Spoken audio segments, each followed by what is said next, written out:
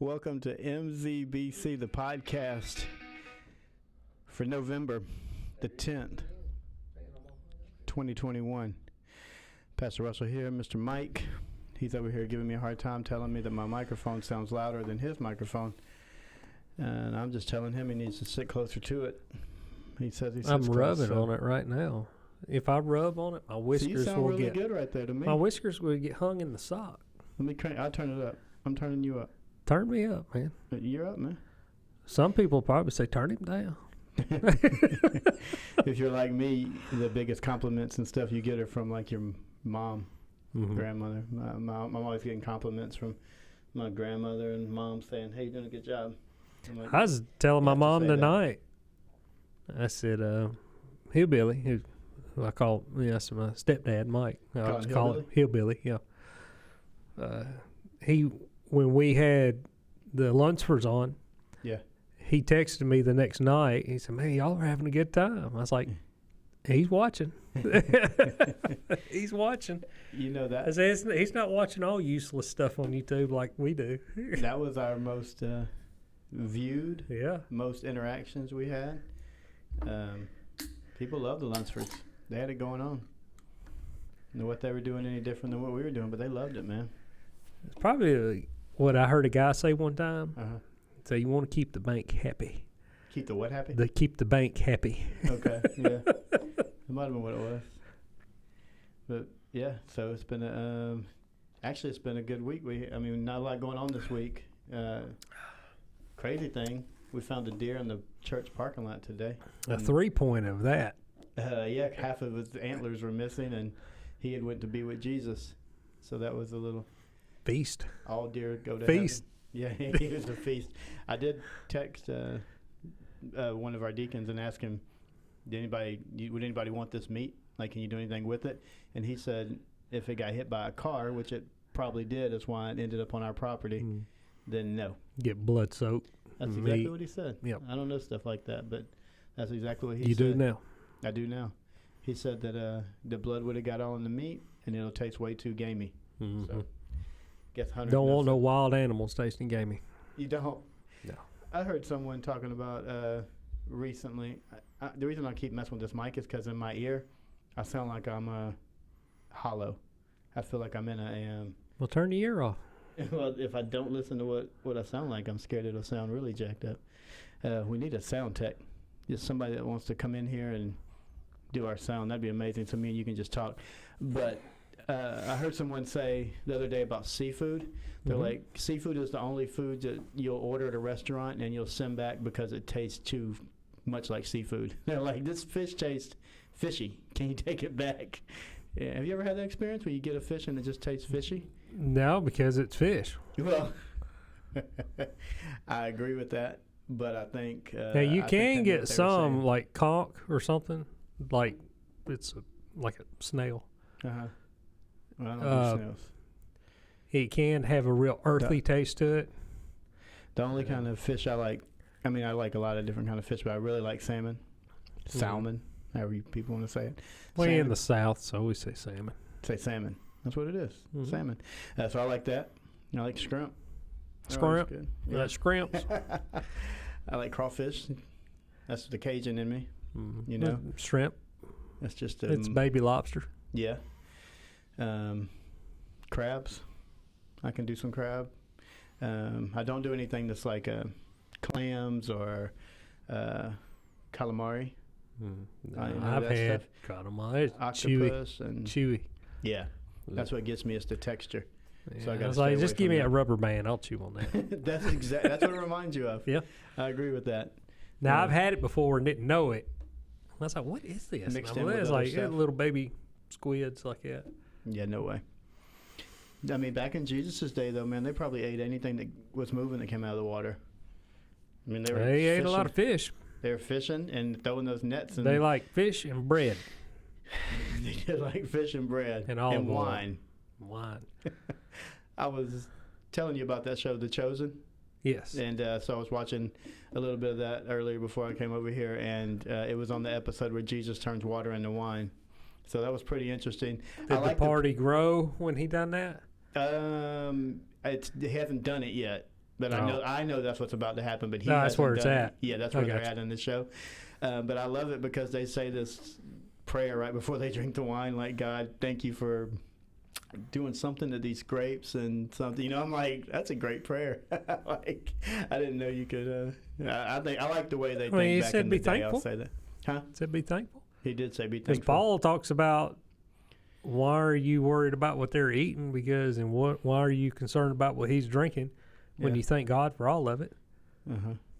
I like a little prayer that Jesus says in that show, The Chosen, every night before he goes to bed. And I don't know it exactly, but I like the way he says it. I'm going to start saying it when I go to bed. It's something about, thank you, Heavenly Father, for this sleep and this rest that you're about to bring to my eyes, or something like that. And I'm like, that's a good way to end your night. Like, if you have restless nights and stuff, it starts. Because when we're in our sleep mode, they're still working. That's right. They're watching over us. Mm-hmm. Making sure the angel of darkness doesn't grab us in the middle of the night, like he grabbed that deer today. So a huge deer, 6-pointer, just in the parking lot, dead. And I don't know, you're a manly man. You go hunting and fishing. Well, not hunting, but fishing. And so you're used to being around wild animals. One with the wild. I don't do wild animals. And so, like, when there's, like, a dead animal, it don't care if it's a dog or a cat or whatever. I'm always a little bit timid that they're going to, like, move. Mm-hmm. Well, they do have a good practice when you do go hunting, deer hunting, and probably bear, hog, or anything. When you come up to the animal and you find it wherever it's down, you come up to it and you kind of come around the back and you poke it. Just to make sure. And especially if you get a really big buck, because their antlers aren't there just for decoration. Right. They're there for fighting. For defense. Yes. Yeah. Or offense. Just depends on which mood they're in. Yeah. And the trippy thing about that deer that's up there in the parking lot right now is it still there? Oh, yeah. You didn't move it? They can't come get it until tomorrow. Who? Clayton County. The refuse. Think I'm going to move it? Yeah, just grab it, drag it off in the bushes. Dude, I don't think you could. Really? I mean, it's a massive deer. Yeah, they're heavy. I bet it's a couple 100 pounds. But they said they couldn't come until tomorrow because they have to. Oh, they're going to ride down the road and throw it. She said they're going to take it to the dump. Maybe she was just trying to make me feel better. But she said they were going to take it to the dump. They do. They pick them up on the side of the road all the time. I know. And, that's. I don't know if you ever saw a show. It was called. Wait. You called a city official and they answered the phone? I called, I guess, if they're a city official. But she answered on the first ring. And the first ring? And she was super kind, too. Yeah. Wow. She was very nice. She knew right where the church was. I told her where it was, and she was like, oh, is it by here? And boom, she said, we'll come out tomorrow. Because I thought if I was like a guy, I would just get my truck and pull it over here, and we could get it on the back. And grab an antler and drag that sucker off into the bushes. Mm-hmm. But then I thought the smell. Oh, it's going to smell. The buzzards. Buzzards take care of it. Yeah, they definitely would. They'll probably be there in the morning munching on it. I watched the show with my probably kids. Probably be missing a couple eyeballs in the morning. Did I just say that? The thing about that deer up there in the parking lot, his eyes are open. So it's really trippy looking when you look at it.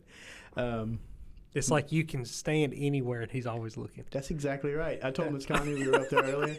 We were on the top side of it, and I walked around this way. He's still looking He's looking at me. This is all your fault. It's crazy, though, because he wasn't there this morning. I was just over there this morning. And you never know where they're going to be. Yeah, he definitely wasn't there. And then all of a sudden, this afternoon, boom, there he was. So I was actually in a suburban area. I don't remember exactly where I was at. And there was a dead animal on the side of the road.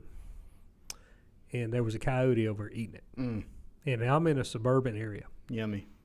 Mm-hmm. We saw 2 coyotes just last week, like 2 houses down from the office. I've gone by the airport many a times on 285, and there's 3 or 4 deer right there. Oh, yeah, just right off the highway right there, yeah. Deer are one of those animals that I think are cool just to see. I don't care how old I get. Anytime I'm like walking my dogs or somewhere we see deer, I just get that same feeling as if I was 5 years old. Like, ooh, look at deer. It's just a cool thing to see. I guess because they're just wild animals. They're just out there. They are. And they're in your neighborhood, though. Mm-hmm. Like, I don't think about walking deer. Around. I don't think about animals like that being in my neighborhood. And then I'm thinking, well, when I'm asleep, they're just right there. Mm-hmm. It's just, I like to think about that. It's just kind of crazy to me that happens. But So what's going on in your world, man? Anything new, exciting, or just another day in the life of a disciple? Well, yesterday when you called, Yeah. Note that. I called he him. did. He actually called me, and I was like, "Wow!" I said, "It must be really. It's either really important or you need some help." I said, "Apparently this is not textable." No, it wasn't. And you said we have reached another level in our relationship because we call each other now. Absolutely. And I thought about that on the way here. I said, we really have bonded because we're sending pictures of dead animals to each other. Yeah. I said, we have bonded. Because the only other person I sent that to is my wife, so yeah. And I was like, man, the only thing I saw this week is dead was a squirrel. Yeah, I got you beat on that. Now, when I see that squirrel, if nobody's grabbed, I'm going to take a picture of it and send it to you. Okay. Because it's right beside a truck I've been working on. Oh, okay. That's going to be our new thing. Anytime we see dead animals anywhere, we'll just start sharing them with each other. Now, remember, I go out in the woods. Listen, I already got a good one in mind. Right off the exit at 138 right now, there's some kind of creature that's been ran over. And it's just, yeah, you can't tell what it is because it's been ran over. And it's right where the red light stops me every morning, so it's right beside my car. At the railroad tracks over here? 138 when you get off coming 75 south. I got you. Yeah, so every day I can take my kids to school and get off right there. Just expect tomorrow morning about 7:50. It's not holding a sign or anything, is it? It's not holding a sign. Okay, so it is an animal. There is a creature there holding the sign, but that's not it. I'm sorry, that was so rude. You do say you have to work on your rudeness. Yeah, I do. I've been working on that this week. But what were you saying? When I called you yesterday, you were working on... You said, what are you doing? Besides talking to people about God and stuff. No, I said, was you haven't shared Jesus with anybody yet. Yeah, I said, no, not yet. Not yet. And you were telling me about The Chosen, and we talked about that. And then you told me about a meeting you had coming up. Mm-hmm. And I don't think I had any a gospel conversation with anybody that day. Mm-hmm. And then this morning I got up, and it was one of those mornings where you go and you go. You know, you're just all the time going. And then you wake up and you just hit a plateau. Mm-hmm. And you're kind of just disconnected from everything. And you're just kind of floating through the day. Mm-hmm. That's how it started off for me this morning. I was like, man, the phone just keeps ringing, and which is a good thing if you're in business. But it's like, man, why don't y'all take a day off? Turn the lights off for one day. Yeah, I went to Fleet Pride. That's usually where I get all my parts, and I walk in there, and the guy's like, man, are you here? I was like, no, I'm not here this morning. Well, the first thing I did, I was pulling in the store where there was a tractor trailer, and he's pulled across the road, and he's backing up because they got a good sized parking lot. And he's backing up, so I'm just sitting in the road waiting for him. And he parks, and then I pull up, and I back up to the door, and he gets out, and I get out. And he's a super nice guy, he's a truck driver. He's looking at me, and I was like, well, you going to look at me, I'm going to look at you. Mm-hmm. He said, good morning. I was like, good morning. He said, look at you over there looking all cool and stuff. And I was like, you talking to you? Yeah. I was like, you have no idea. And then we meet up, and we're walking in the store. And he's like, you looking cool. He said, you ain't working. You just out driving looking cool, aren't you? I said, now, do you know that, or are you just guessing? He said, I'm just guessing. I said, that's a bad guess. Yeah. And then, we went in and we went our own ways. And then just run around just really trying to figure out where I was going to go today. And I had jobs. They were like on opposite ends of the world today. So I went to Union City first, worked on the trailer, and then from there I went to Hiram, worked on the trailer. And Hiram is where the day kind of turned around. And it was really interesting the way it worked out, because I get there and I just pull into the stage, because they were there, but they weren't filming or anything. There was just some people walking around, cleaning up, or doing some odds and ends. And I go to the trailer, and I'm looking at the trailer, checking the lights and the brakes, and I had to tear one of the wheels down because the wheel seal was leaking. Wasn't looking forward to that. Anyway, one of the manager guys, he comes over on the golf cart. He said, we know each other. We're friends with each other. So what do you do sneaking in here? I said, well, I didn't sneak in today. I said the gate was open, so I just drove in. Yeah. And it looked like he was about to go to sleep because he had worked all night. And now he's there back here the next morning. And we got to talking, and he said, Mike, he said, I was over here cleaning the bathrooms the other day. He said, and I got to thinking about the truth. And I flashed back to when you and I were talking about it, and I was talking to this other guy over here about it, and I'm looking at him, and he goes, you know what the difference between the truth and the lie is? And he say this is what he's saying to himself. Mm-hmm. And I'm like, no, I said, what is it? Because I was curious about what his answer was or his conclusion to the question. Mm-hmm. He said, it's the man. And I was like, well, yes and no. Mm-hmm. And then that's when we got into the big discussion about the truth and the lie and the good and evil. And what truth was he talking about? Just truth I in don't general? know. I guess he just got to thinking about it. About truth in general? Yeah, what is true and what's a lie. Okay.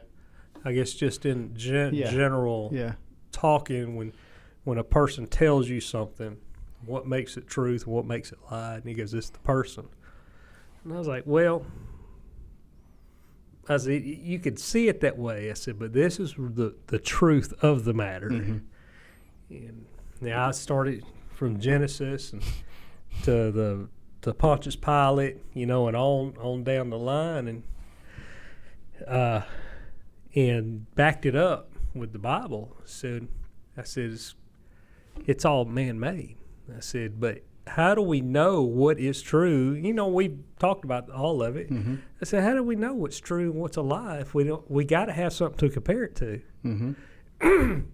And I'm like, but at the same time, with that being said, I said, how does a 3-year-old know if he goes in the kitchen and they get a piece of candy and they come in the living room and got it hid behind their back because they know they're not supposed to have it? They don't know that. I said, that's written on their heart. Mm-hmm. And that's what Paul said. It said the Gentiles are law unto theirself. And then it says because God wrote it on their heart. So they're not, Gentiles won't be judged by the law because they didn't know the law, because the law was given to the Jews, not the Gentiles. Mm-hmm. So the Gentiles are going to be held under their own law because God wrote it on their heart. Yeah. I said, that's how a 3-year-old knows that. So if we know that's wrong, we got to have something to compare it to know it's bad. I said, and that's what God, one of the things, he probably had a lot of reasons he put that one tree in the garden. I said, because when Adam and Eve, they didn't know sin. They didn't know darkness. Guilt and shame. Or guilt or shame. They didn't know any of that. They didn't know wickedness. They didn't know lying or cheating or stealing. They didn't know anything. It wasn't there. It wasn't in them. Mm-hmm. And then God said, don't eat from this. You can have all of it, but not this one. Leave this one alone. And then, because if you do, it's the tree of knowledge of good and evil. Mm-hmm. So now we'll know the difference. And so that's good's already in us because of God, because he put it in us. Well, now we know it's good because now we have something to compare it to that's bad or evil or sinful or wicked, whatever you want to be opposite of good. I said, how does the sun know what the darkness is? We don't know. Because God said that's the sun. Wherever the sun is, what can't be there? Mm-hmm. Darkness. And the lie and the truth. And Pilate said, well, what is truth? He goes, I am. So everything in your life, you can compare it to me. So if I wouldn't do it, it's going to be a lie. Yeah. And there's always been the division over what is truth. Like the Pharisees and the Sadducees, I mean, they thought they knew the truth. Like they had grown up their whole lives studying the Torah, and they probably knew the truth of the law. That's what I'm saying. And they had attested that to be that is the truth. That's it. Mm-hmm. So when Jesus comes on the scene and starts telling them the stuff we're going to talk about today, that I'm about to go to somewhere where you don't even know, they're like, what are you talking about? Like, we know all. Like, we know. They going to kill himself? Yeah. Well, I can't because I'm the author of life. Yeah. And so there's always this division and the thought process of what is truth. And Jesus, you're right. He just gives you, it's me. Yeah. I'm truth. And he's sitting there, and I want to say his name is Mark. I can't remember. And he's sitting there, and he goes, and I thought I heard somebody talking. I thought I heard somebody talking too. That was a ghost. So after seeing that dead deer, I was just letting it go and hoping that I just heard something. Antlers scraping on the glass. Coming for you. If someone would tap that window behind me right now, I would jump. Hey, don't tell who's. There was a guy out there, I think, checking the generator. I think he was from Sunbelt though. I got completely sidetracked. Truth, Mark. Yeah, he said, and then he mentioned something else about. Well, man says this or man says this and that. I said, that's called justification. Mm-hmm. It doesn't make it true. They're just justifying their actions. Mm-hmm. Mm-hmm. And I think it gives. I said, because this man up here, it's labeled a judge. He's got the paper that says I'm a judge, saying it's okay to kill your unborn kids in your womb. That doesn't make it true, and that doesn't make it right. It's just justified. Mm-hmm. Or a man and a man can be married in man's eyes, or a woman and woman can be married in man's eyes. That's not truth. See, God set marriage up back in Genesis. Mm-hmm. It's just justified now in man's eyes. It's not true. Well, I mean, when you're dealing with sin and trying to find a roundabout to make yourself feel better, a lot of things have been justified. And so if I'm in trouble, I'm going to try to justify it too, and say why I did it and why it's okay. And you and I talked about that too. Oh, it's like, why did I just say that? Or why did I just do that? that? So we don't even know what we're going to do. And we're ourselves. And in both of those situations were things we said to our wives. And so we were like, I mean, I don't know what. There is no justification. No, you can't justify that. It's just, I'm a knucklehead. Sorry. It's like, I don't even know why I just said that. Yeah, that's true. In my situation. And that is true. And that is definitely true. That's funny that you remember that. I would have never thought about that. But because I had that moment the other day where it just came out of my mouth. And before I knew it. It was like, already out. And then right behind it's like, why did I say that? Why did I say that? I just said, we stopped right in that moment and said, okay, time out. I didn't even mean to say that. It was a thought. I can't believe it actually came out loud. It's like Paul says when we pray, we don't even know what to pray for. Yeah, that's so hard. So that's what this week I've been working through. Kind of like, I guess, the thought process of leading and how do you change the culture of a church or of a group of people that you're leading that have done something a certain way for a long amount of time, and trying to change the culture of where people are used to the leaders giving them everything to do, like say, do this, do that, do that. And I'm not trying to do that. I'm trying to say, I will spiritually lead you, but the Holy Spirit is going to speak to you in a certain way, and He's going to tell you to do things if you're open and all these things. And so this week I've been trying to process, how do you do that? Like, how do you even begin that process? And so there's a couple of things that God brought to me that I'm going to start trying to do in the next few weeks. Just, I think the basics are just beginning with relationships, like the kind of way mine and your relationship has, I'm saying blossom. That sounds really sweet and grown. all that, but it sounds grown. Like grown. I wouldn't actually label it matured. So our wives wouldn't agree with it. We'll just say it how it is. I grown. would say our relationships blossomed, and you can think whatever you want. See, but that's you going back to saying, man, you just described you being married to me. It's like, no. I mean, that was last week. Yeah, I like that.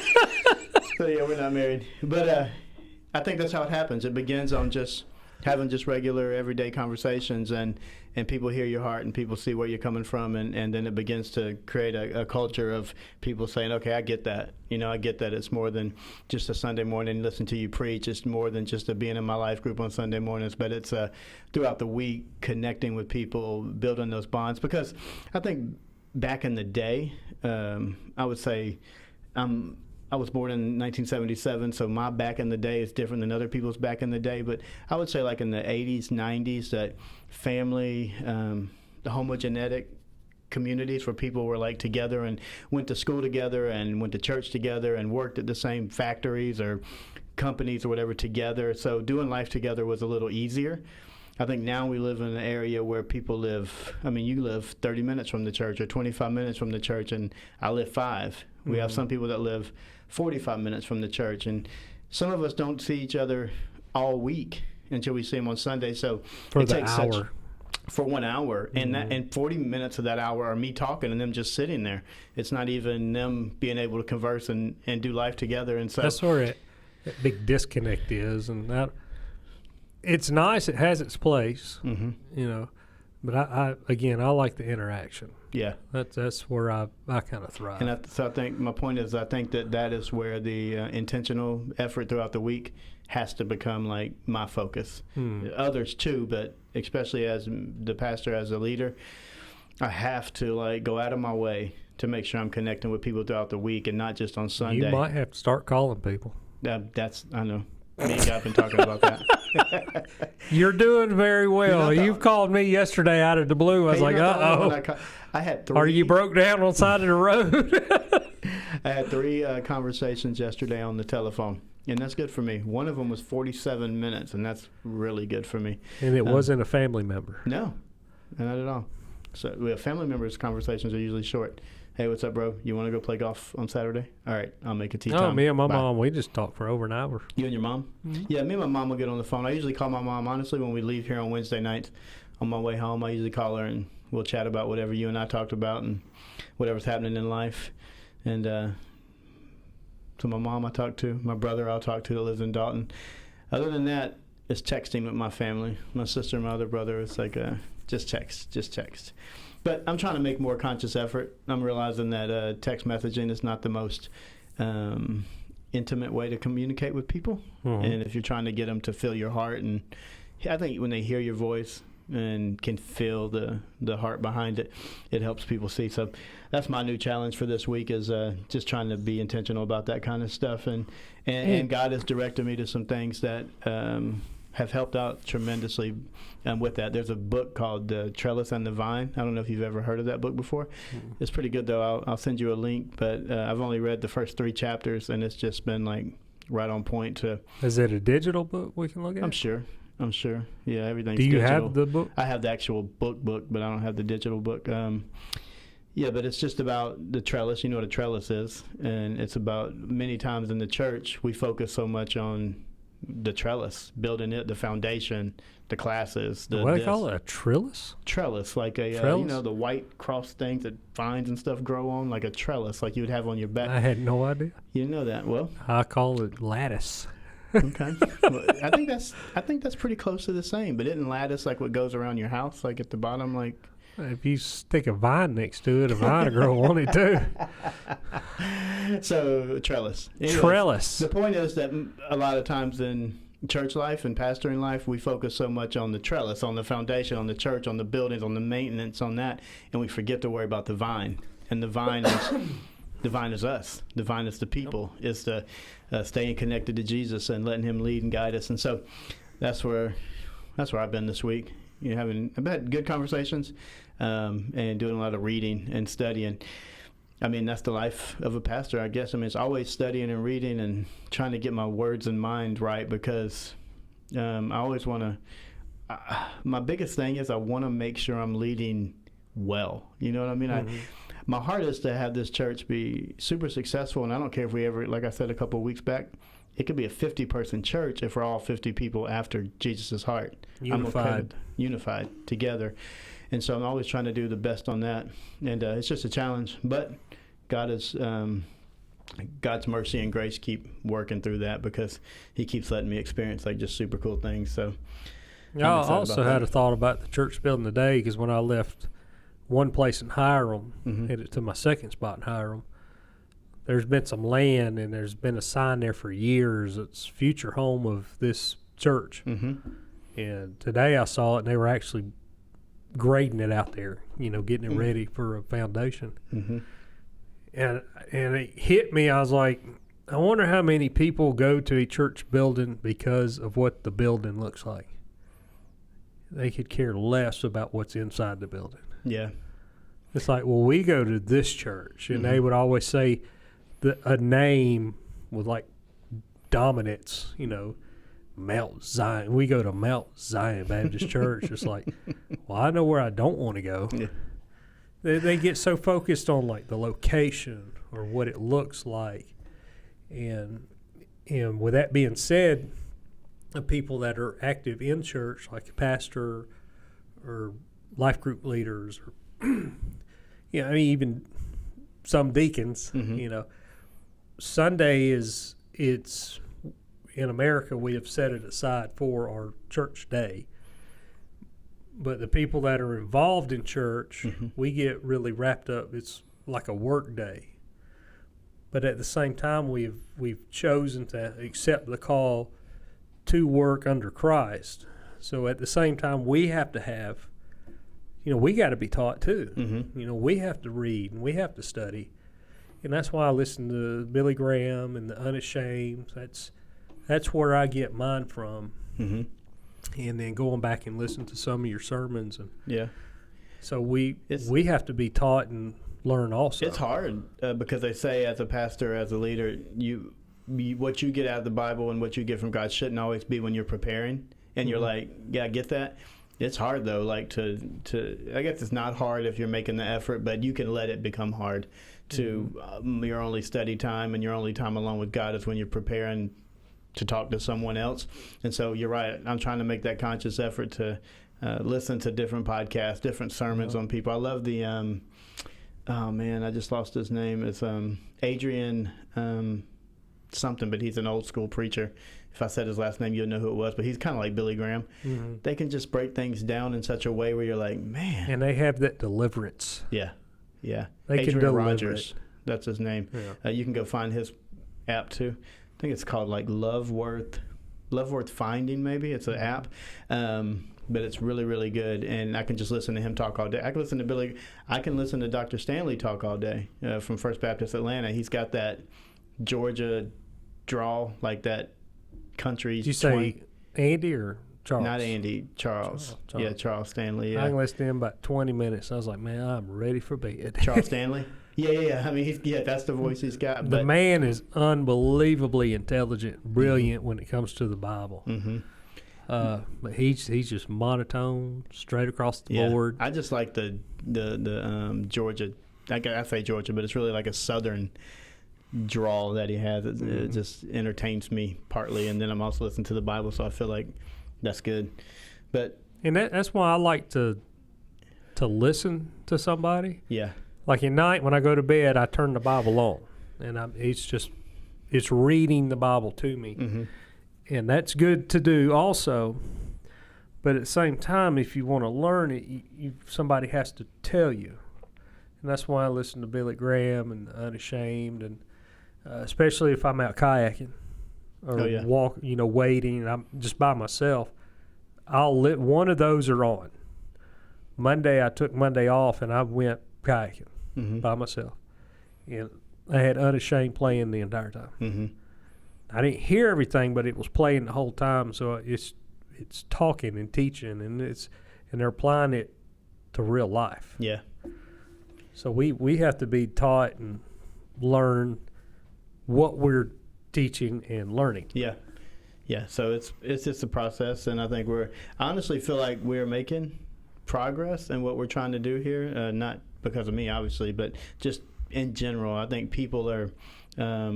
They're seeing God in different ways, I think, and I see people trusting God in different ways, doing things that they would never have done before, and they're being willing to step up and do it now. And so there's a lot of cool things going on. It's just like a process. You got to trust that process. Trust that God's timing is perfect. And that's what I'm going to be talking about this weekend. We're starting a new series called Created in the Image of God, and the first one is about God's holiness. And that's kind of what we talked about yesterday. We said, we keep asking ourselves, God, how do you keep using me? Like, how? Like, I know me, and I know my thoughts, and I know this, and it's all wrapped up in His holiness, how His mercy and His grace is there in that. That's part of what makes Him so holy, that He is forgiving, and He knows us, and at the depth of us. Way more forgiving than we could ever be. Ever.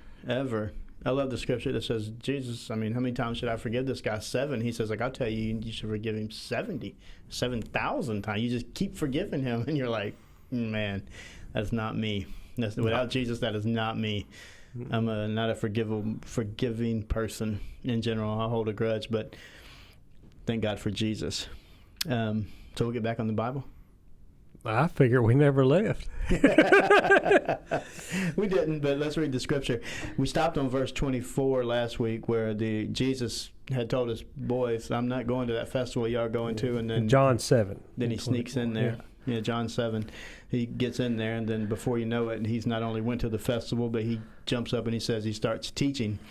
And then he tells them, look, my teaching is not on my own, but it comes from the one who sent me, and goes on to say all this stuff about doing one miracle, and now they believe him. And Moses didn't give them the circumcision, but it all came from God. Jesus tells them to stop judging people by appearances, but judge correctly, judge their heart. And then it goes to... And on circumcision, I'm still curious, because God, was it Moses? Yeah, he made it a pact with Moses about circumcision. He said, you do this, and you're going to do that, and that will let the world know that you belong to me and you're Israelite. So I'm still curious. How'd they know? When they're traveling through the desert and they meet another group of folks, it's like, hey, check this out. Who you with? And then they lift up it's like, oh, yeah, we're from a different tribe. Oh man, I've never thought about that. Because he said you'll be set apart, and this is how people will know you'll belong to me. Yeah, maybe it's just a question. It's like, who you with? Yes. Made in the image of. Who you with? That's hilarious. I could see them walking through the desert and pulling up their little, whatever they call that little thing they wore. What would that be? Not a dress. Not a dress. It's got a name. Yeah, definitely has a name, and someone out there knows anyway, it. You and I don't. I've always been curious about that. So after that, it gets to the part here where there's this division over who Jesus is. It says at that point, some of the people in Jerusalem began to ask in verse 25, "Isn't this the man that they're trying to kill?" And said, "Here he is, just speaking publicly, and they're not saying a word to him. Have the authorities really concluded that he is the Messiah? But we know where this man is from, and when the Messiah comes, no one will know where he is from." And then it says, Jesus, still teaching in the court, cried out, "Yes, you know me, and you know where I'm from. I am not here by my own authority, but he who sent me is true." That truth you were talking about. It says, "You do not know him, but I know him because I am from him, and he sent me." And it says, at this they tried to seize him, but no one laid a hand on him because his hour had not yet come. Still many in the crowd believed in him, and they said, "When the Messiah comes, will he perform more signs than this man?" And then the Pharisees heard the crowd whispering such things about him, and then the chief priests and the Pharisees sent temple guards to arrest him. And Jesus said, "I am with you only for a short time, and then I'm going to the one who sent me. You will look for me, but you will not find me, and where I am you cannot come." And the Jews said to one another, "Where does this man intend to go that we can't find him? Will he go where our people live scattered among the Greeks and teach the Greeks? What did he mean when he said, 'You will look for me, but you will not find me, and where I am you cannot come'?" It says, on the last day of the festival, Jesus stood and said in a loud voice, "Let anyone who is thirsty come to me and drink, and whoever believes in me, as Scripture has said, rivers of living water will flow from within them." And I feel like we covered that a little last week, because I remember that living waters part, and we talked about Jesus being the bread of life. The bread of life, the living water, the spring of life. Yeah, it was all living, breathing things. Yeah. It says, by this he meant the Spirit, whom those who believed in him were later to receive. Up to that time, the Spirit had not been given, since Jesus had not yet been glorified. It says, on hearing these words, some of the people said, surely this man is the prophet, and others said he is the Messiah, and still others asked, how can the Messiah come from Galilee? Does not Scripture say that the Messiah will come from David's descendants and from Bethlehem, in the town where David lived? And thus the people were divided because of Jesus. Some wanted to seize him, but no one laid a hand on him. And so Jesus came into this little festival, and he's done rocked their world.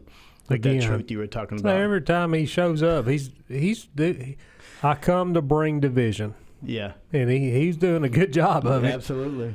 Absolutely. And to go back to the beginning, and I did a little reading while you were reading. In 26, it says, yet look, he's speaking publicly, and they're not saying anything to him. Can it be true that the authorities know he is the Messiah? 27, it says, but we know where this man is from. When the Messiah comes, nobody will know where he is from. And I was like, well, what does that mean? Because, well, where's God? You know, where, in these people that made this comment that John wrote down, maybe they were just common folks like you and I. And in my study Bible, it says some rabbis taught that Messiah would be wholly unknown until he set out to procure salvation for Israel. What's Jesus trying to do right now? He's trying to tell them how to get saved. Others felt his birthplace was foreknown, and it has Matthew 2, 1 through 6. Basically, the Messiah's herald. And this is Matthew 2. It says, after Jesus was born in Bethlehem of Judea in the days of King Herod, for some reason, wise men from the east arrived unexpectedly in Jerusalem, saying, where is he who has been born King of the Jews? For we saw his star in the east and have come to worship him. When King Herod heard this, he was deeply disturbed. He was a maniac. And all Jerusalem with him. So he assembled all the chief priests, scribes of the people, and asked them where the Messiah would be born. In Bethlehem of Judea, they told him, because this is what is written by the prophet. It's written down in your scribes, in your scrolls. And you, Bethlehem, in the land of Judah, are by no means least among the leaders of Judah, because out of you will come a leader who will shepherd my people Israel. And that was written in Malachi. Or is it Micah? What's MC? Would it be Malachi or Micah? I'm going to say Micah. Micah? It's written in their scribes, in their scrolls, by the prophets of the Old Testament. In Judaism, it's like the only thing that exists is the Old Testament. Yeah, and I think what was throwing them off But they're not teaching the people that. Yeah. Well, I guess they have their own interpretation of what that really meant. You know, like, it does say that, but I think that they wanted it to fit into their plan. Like, they're following the law. They want to justify it. They were justifying the way they were worded, because when Jesus, he's coming in talking a whole different thing than they've ever known and all that, and so they don't want to. If you believe that, if they believe that, then that means that they were wrong. And, you know, prideful men, you don't want to admit you're wrong, especially as a Jewish leader back in the day, a Pharisee or a Sadducee sitting in the court. You can't admit you're wrong because you're like the head of everything. If you admit you're wrong, then people start doubting this and that and the other, and then they're not going to trust your word on this other things. That's what happens here at the end. It says, like, finally the temple guards went back to the chief priest and says, why didn't you bring him in? No one ever spoke the way this man, the guards replied. And said, man, you mean he has deceived you also? And have any of you rulers or the Pharisees believed in him? And they all just know with the exclamation point. But this mob that knows nothing of the law, there is a curse on them. And it says, Nicodemus, who had gone to Jesus earlier and who was one of their own number, asked, does our law condemn a man without first hearing him to find out what he has been doing? And then they start questioning Jesus, are you from Galilee? All these different things. Jesus is just rocking their world, man. And basically the Pharisees, the people that are supposed to be leading, the mafia, said all them people are idiots. Basically. They don't know. Well, if they don't know, because you haven't been teaching them. Yeah. Because they come to you to learn. So if they don't know, it's your fault. And I love so now if they have a learning disability, I understand. Right. I love the part right after this. We won't read it right now. I just want to skip down to 8:12 or so. But in the first part of 8 is what we mentioned last week, where they had the adulterous woman, and Jesus says, any of you that haven't sinned, go ahead and throw the first stone. And it says one by one, the oldest starting to walk away first. They all walked away, and Jesus said, what, none of them condemned you? And she said, no. He said, well, I don't either. Go and live your life. Well, you better be glad, because I don't either. Yeah, I don't either. Now, if one of them did, I'd think about it. And after that, it says, when Jesus spoke again to the people, this is in 8:12? 8:12, yeah. When Jesus spoke again to the people, he said, I am the light of the world. Whoever follows me will never walk in darkness, but will have the light of life. And the Pharisees challenged him. It says, they said, here you are, appearing as your own witness. Your testimony is not even valid. And Jesus said, even if I testify on my own behalf, my testimony is valid. For I know where I came from and where I am going, but you have no idea where I came from or where I'm going. Mm-hmm. You judge by human standards, and I pass judgment on no one. But if I do judge, he says, my decisions are true. Back to that truth you were starting out with. Yep. Because I'm not alone, he said. I stand with the Father who sent me. And in your law it is written that the testimony of two witnesses is true. I am one who testifies for myself. My other witness is the Father who sent me. Mm-hmm. He's like, dude, yeah, okay. It's like, dude, you got nothing. Yeah, you're saying my testimony is not valid? I mean, it's backed up by the man of man. I mean, by God. What are we talking about here? And then they ask him, where is your Father? And Jesus said, you don't know me or my Father. You don't know. Hit the road, man. He said, if you knew me, you would not know my Father also. He spoke these words while teaching in the temple courts near the place where the offerings were put, and yet no one seized him because his hour had not yet come. Yep. So like we said his timely death is not come yet. He had an appointed time. Yep. It's just so interesting to me how Jesus was able to have that appointed time, and even when his disciples were saying, like, man, you're doing all these miracles and doing all this stuff, don't you want people to know? And Jesus would just say, no, my time has not come yet. You know, when he would do a miracle to heal somebody, he would say, now I want you to go, but don't tell anyone what happened. You know, don't tell anybody what happened, because my time has not yet come. Yeah, some he would say, don't go tell anybody, and then others he said, now go to the priest and offer the sacrifices that Moses commanded you. Yeah. It's like, dude, what, are we coming or are we going? What are we doing? And something I brought up Sunday in class, when we just had open floor. Yeah. And it turned out really great. Mm-hmm. I mean, it was awesome. They really surprised me there at the end. When Jesus was born, he was born in the most violent part of the world. Mm-hmm. Even today. I mean, Israel's just a freaking powder keg. Yeah. And it's like it's blowing up every other month or something. And Jesus was doing this there. I was like, he had, as they would say, some cojones, I guess. Yeah, no doubt. I was like, you come? It's like, nah, I'm going to stay on the boat. Because I got to give it to the 12 or the 11 faithful ones. Mm-hmm. They saw something in Jesus for sure. Yeah. There's something that drew him because they stuck right with him the entire time. Yeah, now I know that The Chosen is a TV show, and so they embellish some things. But when he called Simon Peter, it was right after he said, "Just throw the net in there one more time." And he said, "Look, we've been fishing all night. I don't need to throw the net. There's nothing out there." And Jesus said, "Just entertain me. Throw it in there one more time." And they do, and it says that they pulled up so many fish that the boat was almost falling over, and they couldn't even get it out. When Peter goes home and talks to his wife, and I know that's a whole thing. We don't even know, did he have a wife? Yeah. I don't know.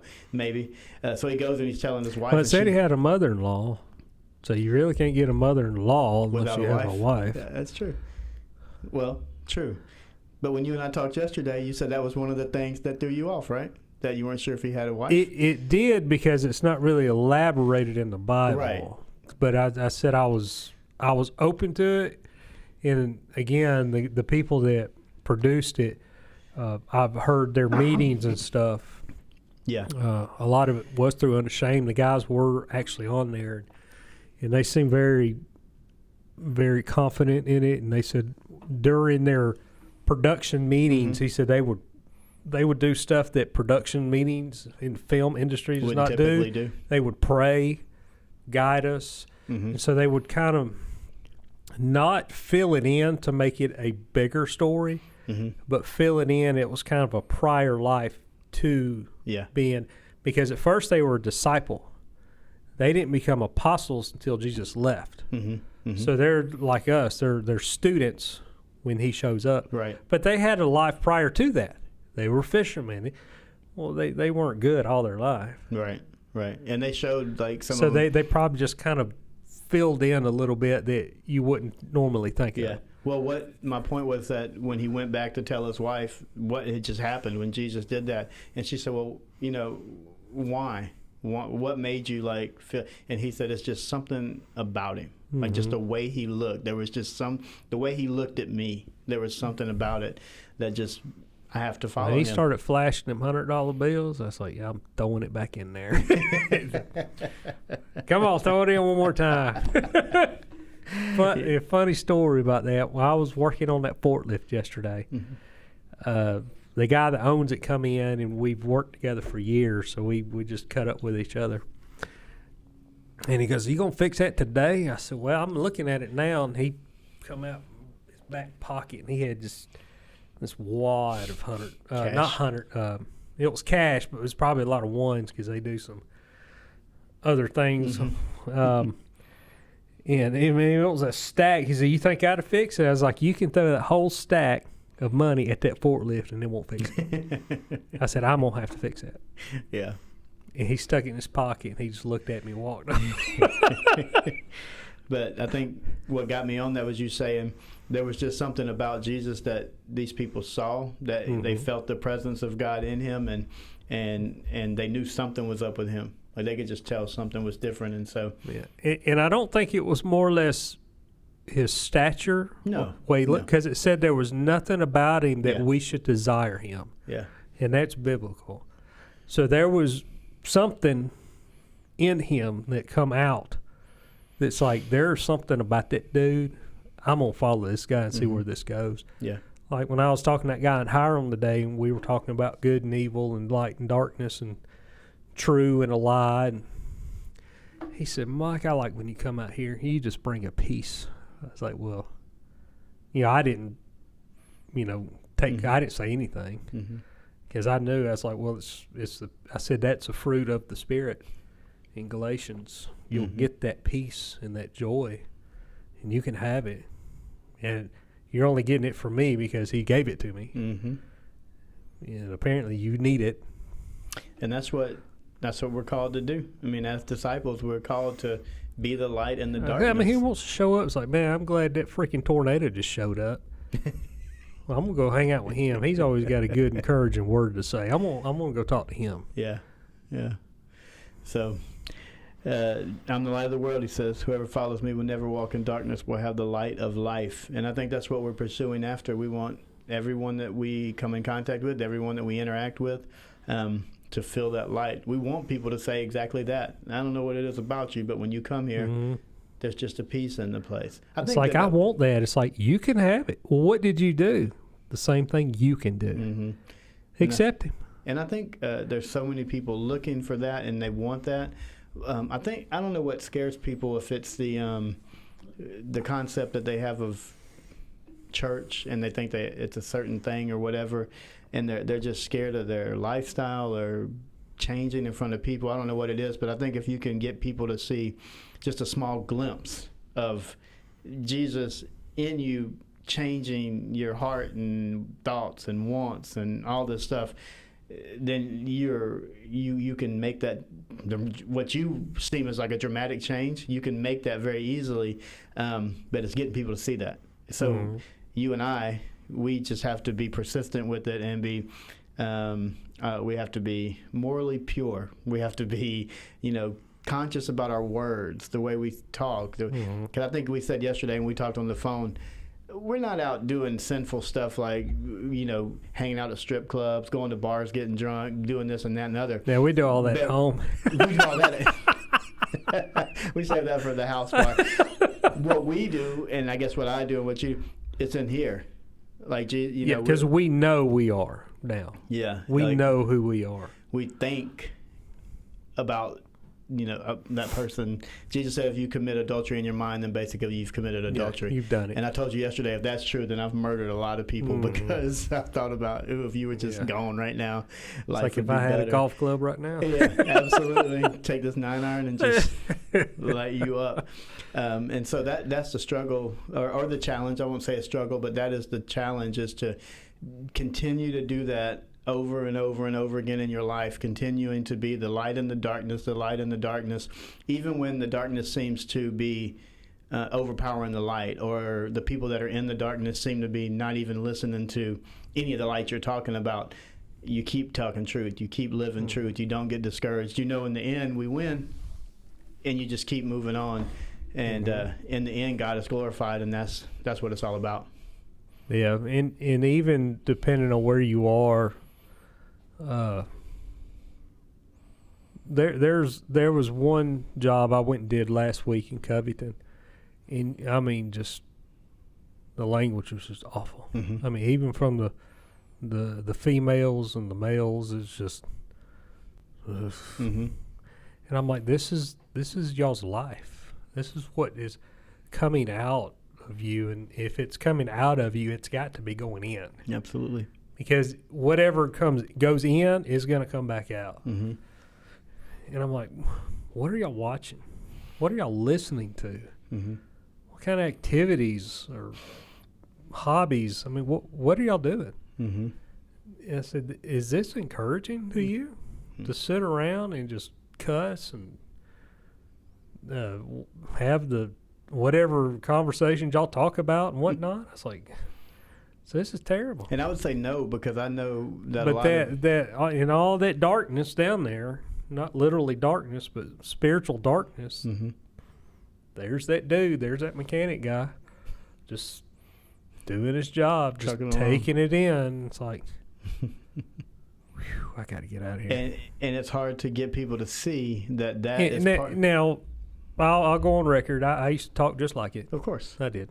So yeah, I'm not degrading them. I'm just where we were just like them. I am that person minus the grace of Jesus, no doubt. Like, without His mercy and grace, that's me. I have terrible language. I can watch whatever and talk whatever and be all in those conversations. I might have to get mic'd up when I go golfing with you.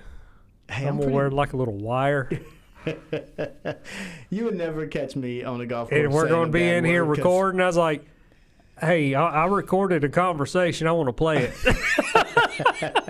Well, the worst things I say on a golf course are like when I'm off by myself and hit a shot that doesn't go well, I will mumble to myself like some pretty murmuring some pretty rough things. But it's always about me.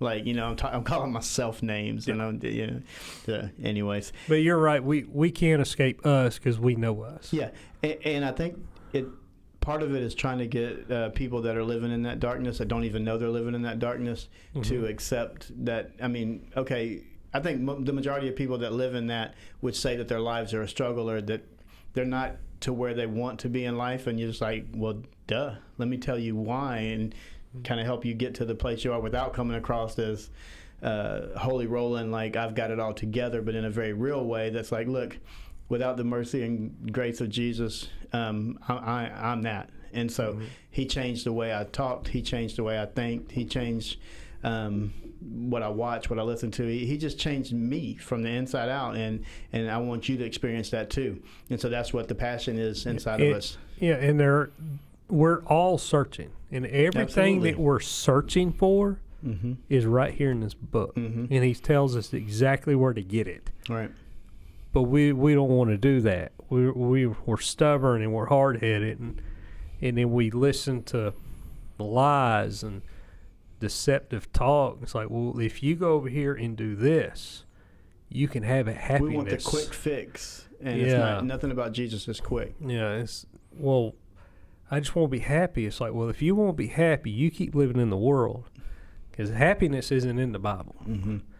I said, no, but if you want a more permanent fix, that's what's in here. Now, contentment and peace and all that, which leads joy to happiness and peace is in the Bible.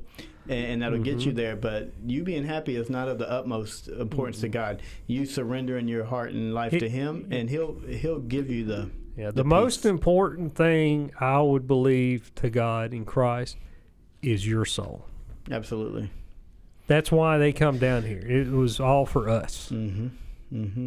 If God's like, I'll just let them do whatever for a while, and He did for that 400-year gap. I would say if you're listening to this podcast, you know me and Mike, and the reason you're listening, you have a little curiosity. Yeah, because you know what we're talking about. You're not listening to this wondering what we're going to say about the Braves winning the championship last week or whatever. You're going to worry about what these guys saying about God, because they seem like regular dudes. Like, how can they live for God and they're just regular? And so I hope we encourage people in that way. And you saying that, I talked to a guy today that we've worked together. I asked him today because he called me. He goes, "Are you busy?" I said, "You trying to be funny?" And we joked around for a few minutes, and he told me about a truck that's here in Atlanta. And I called his name. I said, "Have you made it home yet?" Because I believe, if I'm right, he lives in North Carolina.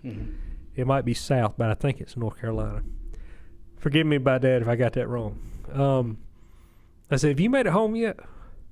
He said, "No, I'm up in Montana." I said, "When are you going home?" Because I've talked to him several months this year. He's been in Yellowstone. Wow. He's been to Albuquerque. Then he was in Texas, and now he's up in Montana. Truck driver, obviously. No, he's a driver in the films. Oh, okay. But he also has equipment that he rents. And so when it's here in Atlanta and he knows about it, he calls me, and I'll go. Gotcha. I'll take care of it for him. And I said, we started a podcast. I said, and I know you like to go to church. And he said, man, I don't get to go as much as I want to, because he said, there's something about a home church. Yeah. Well, I said, yeah. I said, I get that. I said, well, we started a podcast. I said, and you and I have worked together for several years, and I'm on it. So that will help you. It's like, yeah, that guy, I know him. So just what you said. So it's easier to go to a church building or a service if you know them. It's like, well, okay, well, I'm going to go over there. It just makes it a little easier. Absolutely.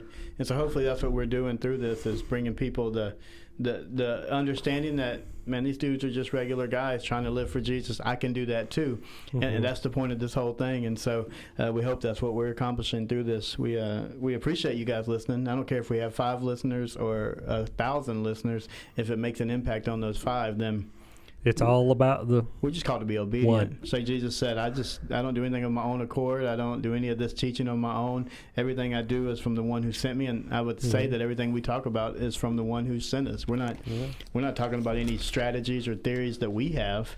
Everything that we talk about is based on what God tells us to do in His Word. And so we appreciate you guys. And to add to that, it says, "Go therefore and make disciples of all nations, baptizing them in the name of the Father and the Son and the Holy Spirit, teaching them to observe everything I've commanded you."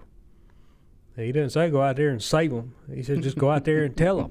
That book I was telling you about was focused on that exact scripture a lot earlier, and he said the main point of that scripture is not to go out. It's not to make this. It's not to baptize them and all that. The main thing is to making disciples and teaching them. Yeah. It's like that's just what tell them. Yeah, make disciples that make disciples and teach, and we'll all grow together because. Yeah, and I guess the way that it's easier to understand is you can lead a horse to water, you can't make them drink it. So we can tell people about Jesus on the Bible, but we can't make them believe. That's funny. You're the second person that said that to me in 2 days. Like someone told me the exact same phrase yesterday, and I was like, I get that, because I think what I'm wanting to do is like say, here's the water, just drink it. I promise you it tastes good. And they're like, well, I don't like that water. That water makes I wasn't the horse. I was more along the mule. But not saying mule. Yeah. We get it. We get that.